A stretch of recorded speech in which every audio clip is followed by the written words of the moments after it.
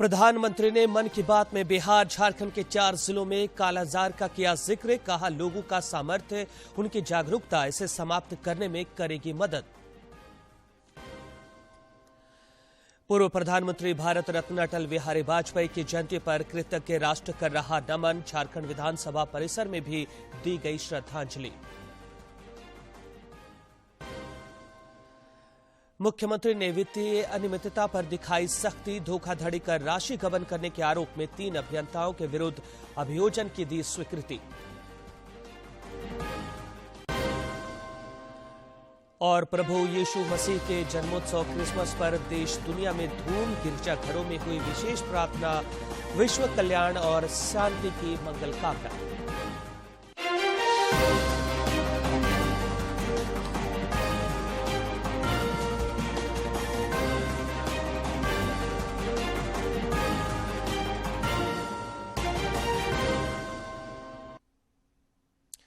नमस्कार, खबरें झारखंड में आपका स्वागत है। मैं हूं रियाज आलम और अब समाचार विस्तार से।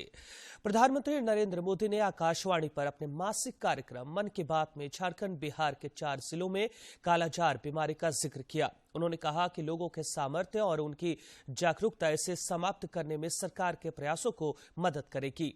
प्रधानमंत्री ने मन की बात में इसके अलावा वर्ष 2022 की उपलब्धियों की भी चर्चा की, साथ ही विविध विषयों का जिक्र किया। होने की कगार पर है। ये चुनौती है, ये बीमारी है कालाजार। इस बीमारी का परजीवी सैंड फ्लाई यानी बालू मक्खी के काटने से फैलता है। जब किसी को कालाजार होता है तो उसे महीनों तक बुखार रहता है, खून की कमी हो जाती है, शरीर कमजोर पड़ जाता है और वजन भी घट जाता है। यह बीमारी बच्चों से लेकर बड़ों तक किसी को भी हो सकती है, लेकिन सबका प्रयास से कालाजार नाम की बीमारी अब तेजी से समाप्त होती जा रही है। कुछ समय पहले तक कालाजार का प्रकोप 4 राज्यों के 50 से अधिक जिलों में फैला हुआ था, लेकिन अब ये बीमारी बिहार और झारखंड के 4 जिलों तक ही सिमट कर रह गई है। मुझे विश्वास है बिहार झारखंड के लोगों का सामर्थ्य, उनकी जागरूकता इन 4 जिलों से भी कालाजार को समाप्त करने में सरकार के प्रयासों को मदद करेगी। कालाजार प्रभावित क्षेत्रों के लोगों से भी मेरा आग्रह है कि वो 2 बातों का जरूर ध्यान रखें। एक है सैंड फ्लाई या बालू मक्खी पर नियंत्रण और दूसरा जल्द से जल्द इस रोग की पहचान और पूरा इलाज। कालाजार का इलाज आसान है, इसके लिए काम आने वाली दवाएं भी बहुत कारगर होती हैं। बस आपको सतर्क रहना है। बुखार हो तो लापरवाही ना बरतें और बालू मक्खी को खत्म करने वाली दवाइयों का छिड़काव भी करते रहें। जरा सोचिए, हमारा देश जब कालाजार से भी मुक्त हो जाएगा तो ये हम सभी के लिए कितनी खुशी की बात होगी। सबका प्रयास की इसी भावना से हम भारत को 2025 तक टीबी मुक्त करने के लिए भी काम कर रहे हैं। आपने देखा होगा, बीते दिनों जब टीबी मुक्त भारत अभियान शुरू हुआ तो हजारों लोग टीबी मरीजों की मदद के लिए आगे आए। ये लोग निक्षय मित्र बनकर टीबी के मरीजों की देखभाल कर रहे हैं, उनकी आर्थिक मदद कर रहे हैं। जन सेवा और जन भागीदारी की यही शक्ति हर मुश्किल लक्ष्य को प्राप्त करके ही दिखाती है। प्रधानमंत्री नरेंद्र मोदी ने मन की बात कार्यक्रम में देश के जनजातीय इलाकों में बांस के कुशल कारीगरों का भी जिक्र किया। इस काम से बड़े पैमाने पर आदिवासी महिलाओं को भी रोजगार मिल रहा है। और जानकारी दे रहे हैं रांची से हमारे समाचार संपादक दिवाकर कुमार। और उनमें ये जो लोग हैं, यहाँ की जो महिला है जो आजीविका जो चलाती हैं, उन लोगों ने यहाँ पर बंबू क्राफ्ट के जरिए देखिए आप किस तरीके की चीजों का निर्माण किया। और प्रधानमंत्री ने आज अपनी मन की बात में भी ये जिक्र किया कि किस तरीके से जो आदिवासी इलाके हैं, ट्राइबल इलाके हैं, वहां पर पारंपरिक चीजों को बढ़ावा दिया जा रहा है और जो एक तरीके से नेचर को बचाने का भी कार्य हो सकता है और वो आपके घरों का साज सज्जा का सामान बन रहा है। एक बार अपने कैमरा पर्सन से कहेंगे कि वो चीजों को दिखाएं कि किस तरीके से यहाँ पर ये बंबू क्राफ्ट का प्रदर्शनी लोगों ने लगा रखा है। और ये जो बंबू के डिजाइन है, ये एक तरीके से हमारे नेचर का डिजाइन है। और भारतीय जनता पार्टी की जब सरकार बनी है उसके बाद से देश में जो बंबू का क्राफ्ट है और आदिवासी लोगों के जो परिधान है या दूसरी तरह की जो चीजें हैं उसको लगातार बढ़ावा दिया जा रहा है। उसके लिए एक नए मार्केट्स तैयार किए जा रहे हैं और इसके जरिए लोगों में नई ऊर्जा लगातार आप देख सकते हैं। और यहाँ पर जो महिलाएं बैठी हुई हैं, ये जो सखी दीदी की महिलाएं हैं, इनमें एक नई ऊर्जा का संचार हुआ। और ये महिलाएं जो कभी सिर्फ घरों में काम किया करती थी, आज अपने हुनर के जरिए इस तरह की चीजें संजो रही है। आप देखिए पानी का बॉटल ये बांस से इन्होंने तैयार किया है, ये आपके ड्राइंग रूम में पहुंचता है और ये सिर्फ इन्हीं आदिवासी महिलाओं के हाथों की कारीगरी है जिसका प्रधानमंत्री नरेंद्र मोदी ने आज जिक्र किया। और इनके ऊपर एक नई ऊर्जा का संचार हुआ। कुछ महिलाएं हमारे साथ हैं, उनसे आपको हम बात कराते हैं। देखिए कैसा लगा आज प्रधानमंत्री जी इसका जिक्र कर रहे थे। प्रधानमंत्री का बातें सुन के बहुत अच्छा लगा है हम लोग को। और हम लोग सब महिलाएं यहाँ एकजुट होकर काम करते हैं जी। कैसा लगा आपको यहाँ पर आज? यहाँ पर काम करके यार यहाँ पर आज का समाचार सुन के बहुत अच्छा लगा। आज मोदी जी से हम लोग उसका समाचार सुने और हम लोग को भी जैसे यहाँ पर कंपनी में हम लोग को काम करके बहुत ही अच्छा लगा। और अभी शुरुआत कर रहे हैं, हम लोग सीख रहे हैं। छोटे छोटे सामानों से हम लोग बड़ी बड़ी सामान मतलब बनाने के लिए हम लोग सीखने यहाँ रहे हैं। जी हाँ नदी। पूर्व प्रधानमंत्री भारत रत्न अटल बिहारी वाजपेयी को उनके जयंती पर आज कृतज्ञ राष्ट्र याद कर रहा है। नई दिल्ली स्थित उनके समाधि स्थल सदैव अटल पर प्रार्थना सभा का आयोजन हुआ, जिसमें राष्ट्रपति, उपराष्ट्रपति और प्रधानमंत्री समेत अनेक गणमान्य लोग शामिल हुए। इस दौरान अटल जी को विनीत श्रद्धांजलि अर्पित की गई।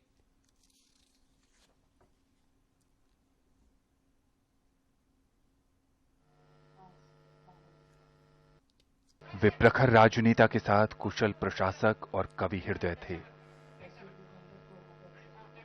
उपराष्ट्रपति जगदीप धनखड़,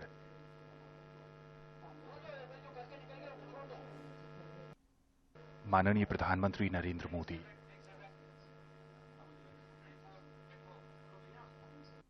लेख में अटल जी कहते थे, इस बीच लोकसभा अध्यक्ष ओम प्रकाश बिड़ला, रक्षा मंत्री राजनाथ सिंह राजनीति में तब आए जब उन्होंने वर्ष 1942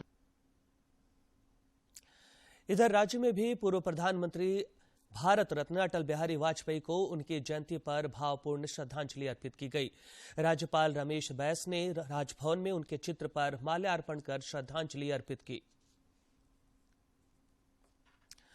झारखंड विधानसभा परिसर में भी श्रद्धांजलि कार्यक्रम का आयोजन हुआ। इस दौरान भाजपा के राष्ट्रीय महामंत्री सुनील बंसल, प्रदेश अध्यक्ष दीपक प्रकाश, पूर्व मुख्यमंत्री बाबूलाल मरांडी समेत कई लोगों ने अटल जी की प्रतिमा पर माल्यार्पण कर उनके योगदान को याद किया।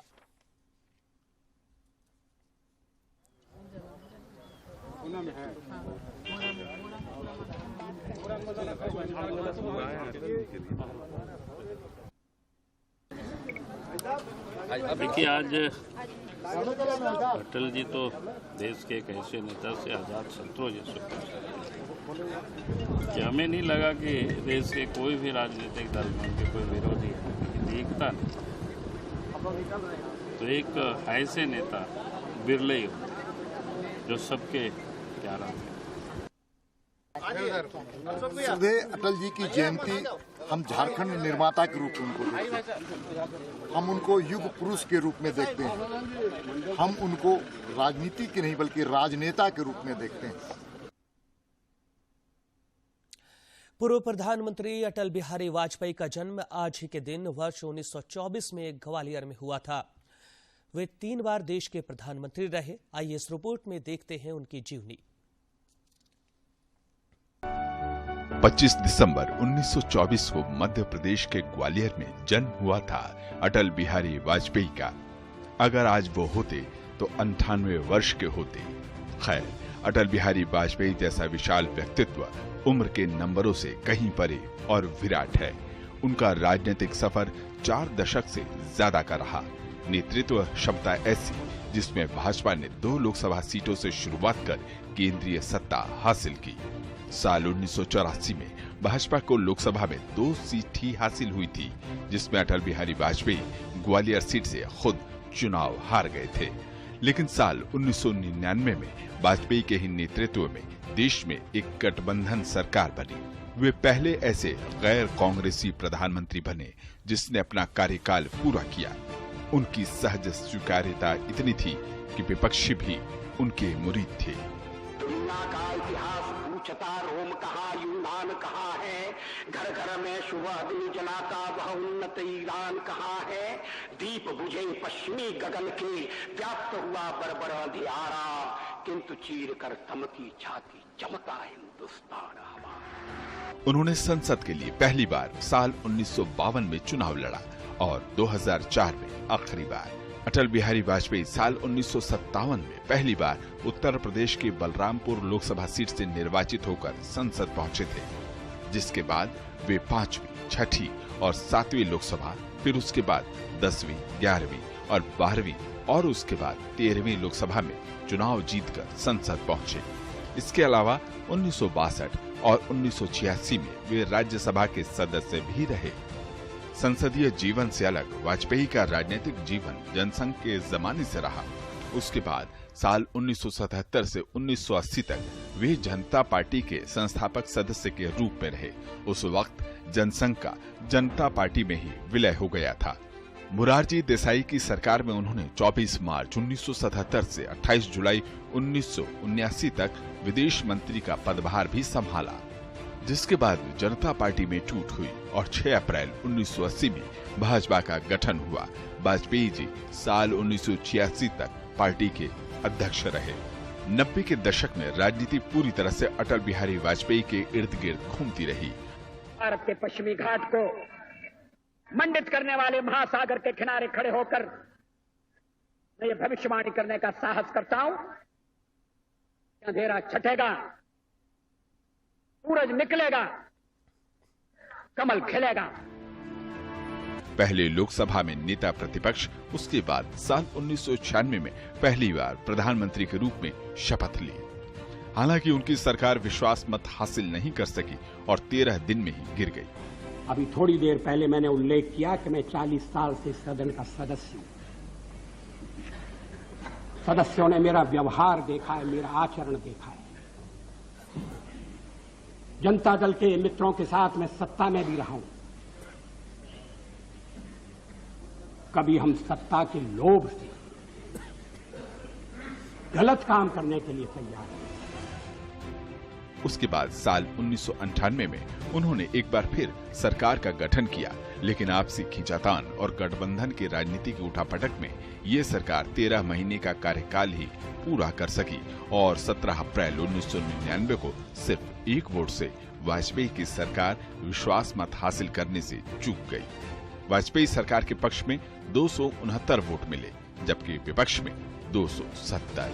साल 1999 सितंबर-अक्टूबर में मध्यावधि चुनाव हुए और तीसरी बार वाजपेयी ने प्रधानमंत्री के रूप में शपथ ली। मैं अटल बिहारी वाजपेयी ईश्वर की शपथ लेता हूं।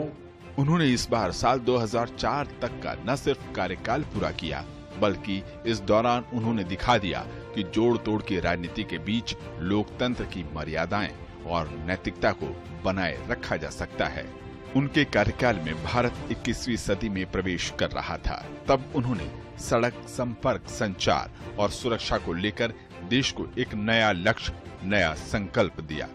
13 महीने की सरकार के दौरान उन्होंने साहसिक फैसले किए और पोखरण में परमाणु परीक्षण कर भारत को परमाणु संपन्न राष्ट्र बना दिया।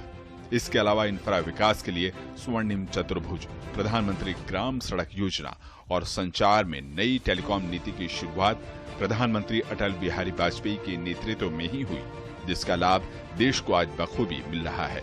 साल 2009 में वे एक गंभीर बीमारी का शिकार हुए, लेकिन तब तक वे एक ऐसे वटवृक्ष बन चुके थे जहां कई धाराएं आकर एक होती थी। राजनीतिक सामाजिक जीवन में कमाए गए उच्च सम्मान की बदौलत ही साल 2015 में उन्हें भारत रत्न से अलंकृत किया गया। उस वक्त तमाम प्रोटोकॉल को तोड़ते हुए खुद राष्ट्रपति प्रणब मुखर्जी पूर्व प्रधानमंत्री के घर पर पहुंचे और देश के सर्वोच्च नागरिक सम्मान से उन्हें सम्मानित किया। अटल जी का आकर्षक व्यक्तित्व और विशिष्ट स्पष्टवादिता भारतीय लोकतंत्र को हमेशा ही सुशोभित करती रहेगी।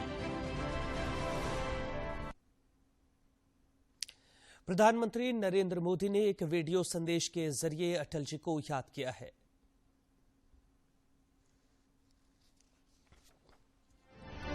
अटल जी एक सच्चे देशभक्त थे। किशोर अवस्था से लेकर के जीवन के अंत तक शरीर ने जब तक साथ दिया, वे जिए देश के लिए, देशवासियों के लिए, उसूलों के लिए, सामान्य मानवीय के अरमानों के लिए। एक विचार के प्रति प्रतिबद्धता के कारण, राष्ट्र के प्रति पूर्ण समर्पण होने के कारण शून्य में से सृष्टि का निर्माण कैसा होता है, उसे करने वालों में एक महापुरुष अटल बिहारी वाजपेयी अग्रिम पंक्ति में उनका नाम। उनके समृद्ध और विकसित भारत के सपने को पूरा करने का संकल्प दोहराते हुए मैं हम सब की ओर से अटल जी को श्रद्धांजलि अर्पित करता हूं। झारखंड समेत देश भर में पिछले 19 दिसंबर से सुशासन सप्ताह का आयोजन किया जा रहा है। आज देश भर में राष्ट्रीय सुशासन दिवस मनाया जा रहा है और योजनाओं के क्रियान्वयन को लेकर साल 2014 से 25 दिसंबर को सुशासन दिवस मनाए जाने की शुरुआत हुई। इस साल भी प्रशासन गांव की ओर अभियान के तहत सुशासन सप्ताह 19 दिसंबर से 25 दिसंबर तक मनाया जा रहा है। मई 2014 में लोकसभा चुनावों के परिणाम आए और 3 दशक बाद केंद्र में स्पष्ट जनादेश वाली बहुमत की सरकार बनी। प्रधानमंत्री का पद संभाला नरेंद्र दामोदर दास मोदी ने। प्रधानमंत्री का जोर योजनाओं के 100% क्रियान्वयन, जनता के बीच पारदर्शी शासन और संवाद को लेकर रहा। इसी कड़ी में उन्होंने पहली ही कैबिनेट में भ्रष्टाचार कराधान के खिलाफ कड़ा निर्णय लिया। पारदर्शी शासन और भ्रष्टाचार मुक्त प्रशासन के लिए तकनीक का इस्तेमाल बढ़ाया गया। ई गवर्नेंस की शुरुआत हुई। सामाजिक कल्याण की योजनाओं के लिए डीबीटी को अपनाया गया। 8 साल बीत चुके हैं और इस दौरान गरीबों को घर भी मिला है और गैस कनेक्शन भी। आयुष्मान कार्ड भी मिले हैं। अनुमान के मुताबिक साल 2014 से 2022 तक 2 लाख करोड़ रुपए भ्रष्टाचार की भेंट चढ़ने से बचे हैं। ये जो नया सुशासन का मॉडल मोदी जी ने स्थापित किया है, जिसमें अकाउंटेबिलिटी, ट्रांसपेरेंसी और सिटीजन सेंट्रिसिटी ये प्रमुख तौर पर उसके अहम स्तंभ हैं, उसका लाभ किस प्रकार से आखिरी व्यक्ति तक पहुंच पाए। आम आदमी के हक को उस तक पहुंचाने के लिए सरकार ने जो रास्ता अपनाया वो था डीबीटी का। इसे ताकत दी जैम ने, यानी जनधन, आधार और मोबाइल ने। केंद्र की एनडीए सरकार ने प्रधानमंत्री मोदी के नेतृत्व में रिफॉर्म की प्रक्रिया को तेज किया। 1500 से ज्यादा अनुपयोगी कानूनों को हटाया गया। टैक्स प्रक्रिया को पारदर्शी बनाया गया। एक देश एक कर व्यवस्था जीएसटी लागू की गई। ईज ऑफ बिजनेस के साथ ही सरकार का मकसद रहा ईज ऑफ लाइफ का भी। इसी कड़ी में ग्रुप बी और सी की भर्ती प्रक्रिया से इंटरव्यू हटाना भी एक बड़ी पहल रही। इन वर्षों में हमने गरीब की सेवा, सुशासन और गरीब कल्याण को सर्वोच्च प्राथमिकता दी। सबका साथ, सबका विकास, सबका विश्वास और सबका प्रयास, इस मंत्र पर चलते हुए हमने देश के विकास को नई गति दी है। मोदी सरकार ने बीते 8 सालों से रिफॉर्म, परफॉर्म और ट्रांसफॉर्म के प्रति न सिर्फ प्रतिबद्धता दिखाई है, बल्कि इसे हर क्षेत्र में लागू भी करके दिखाया है। ईमानदार, पारदर्शी व्यवस्था ही एक स्पष्ट और साफ नीयत के साथ सुशासन दे सकती है। महान शिक्षाविद महामना पंडित मदन मोहन मालवीय की भी आज जयंती है। और भारत माता की सेवा में अपना पूरा जीवन लगा दिया। मालवीय जी महान शिक्षाविद, बेहतरीन वक्ता और राष्ट्रीय नेता थे। उन्होंने भारत में शिक्षा के एक बड़े केंद्र बनारस हिंदू विश्वविद्यालय की स्थापना की। उन्हें सम्मानपूर्वक महामना के नाम से जाना जाता है। प्रधानमंत्री नरेंद्र मोदी ने एक वीडियो संदेश के जरिए महामना पंडित मदन मोहन मालवीय को उनकी जयंती पर विनम्र श्रद्धांजलि अर्पित की।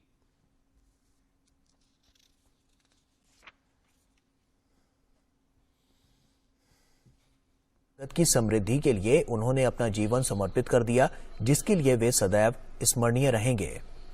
और इसी के साथ प्रधानमंत्री मोदी ने एक वीडियो भी साझा किया।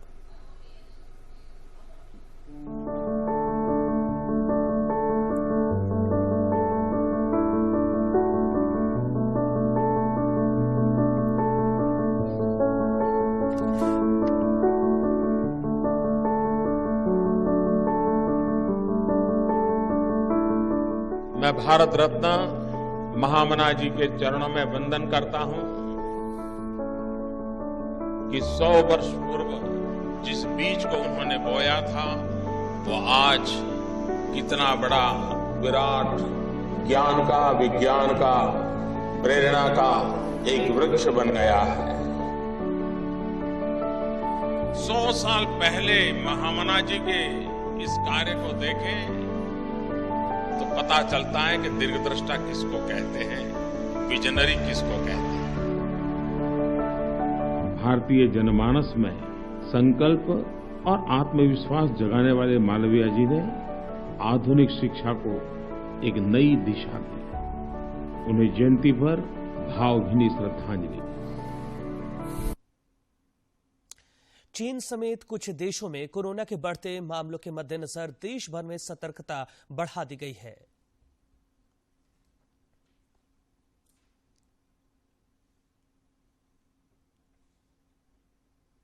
स्टेशन जैसे सार्वजनिक स्थानों पर भी जांच की जा रही है। केंद्र सरकार ने राज्यों को मेडिकल ऑक्सीजन की सप्लाई दुरुस्त करने और ऑक्सीजन प्लांट सही रखने की सलाह दी है, तो साथ ही 27 दिसंबर को मॉक ड्रिल में शामिल होकर अपनी तैयारियों को परखने की सलाह भी दी गई है। झारखंड समेत देश भर में प्रभु यीशु मसीह के जन्म दिवस क्रिसमस की धूम है। रांची में भी क्रिसमस का उल्लास देखते ही बन रहा है। इस मौके पर गिरजाघरों में विश्वासियों का तांता लगा हुआ है और सभी एक दूसरे को क्रिसमस की बधाई दे रहे हैं। क्रिसमस पर गिरजाघरों को भी सुरुचिपूर्ण तरीके से सजाया गया है। प्रधानमंत्री नरेंद्र मोदी ने लोगों को क्रिसमस की हार्दिक शुभकामनाएं दी हैं। उन्होंने आज मन की बात कार्यक्रम में कहा कि यह त्योहार प्रभु यीशु मसीह के जीवन और उनकी शिक्षाओं को याद करने का दिन है। देश विदेश में भी हर ओर क्रिसमस की खुशियां दिख रही हैं।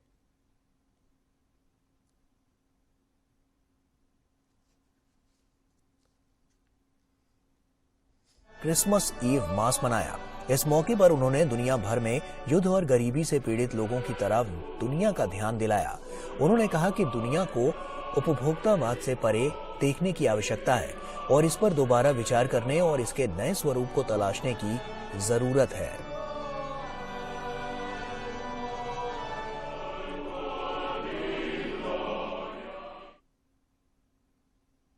और अब कुछ खबर राज्य के विभिन्न जिलों से।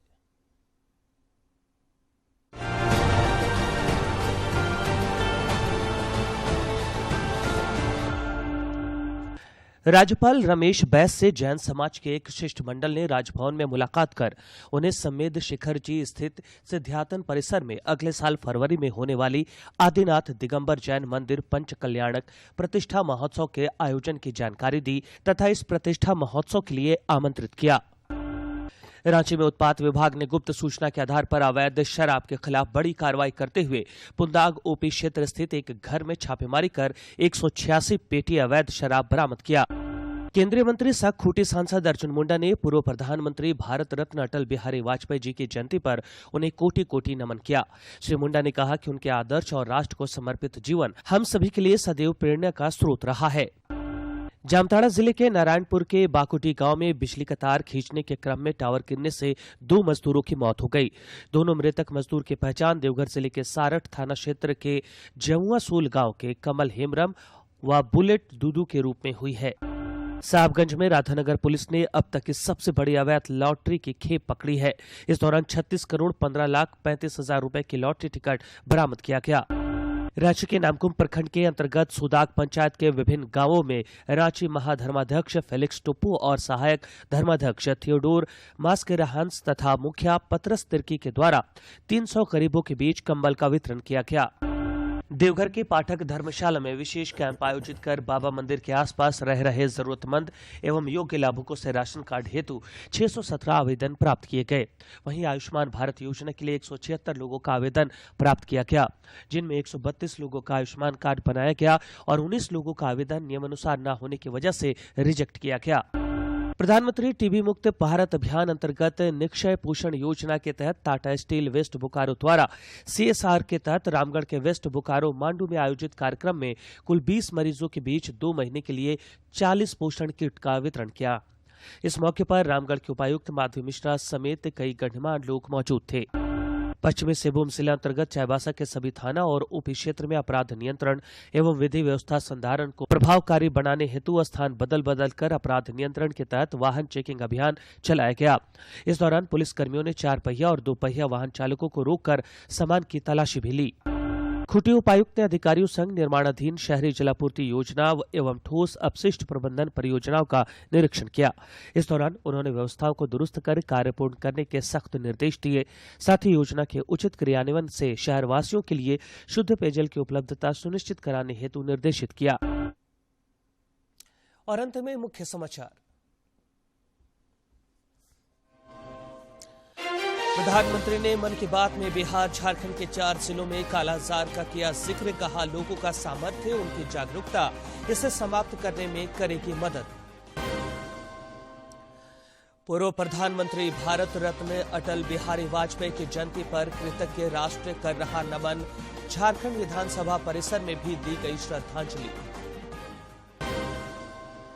मुख्यमंत्री ने वित्तीय अनियमितता पर दिखाई सख्ती। धोखाधड़ी कर राशि गबन करने के आरोप में 3 अभियंताओं के खिलाफ अभियोजन की दी स्वीकृति। और प्रभु यीशु मसीह के जन्मोत्सव क्रिसमस पर देश दुनिया में धूम। गिरजाघरों में हुई विशेष प्रार्थना, विश्व कल्याण और शांति की मंगल कामना।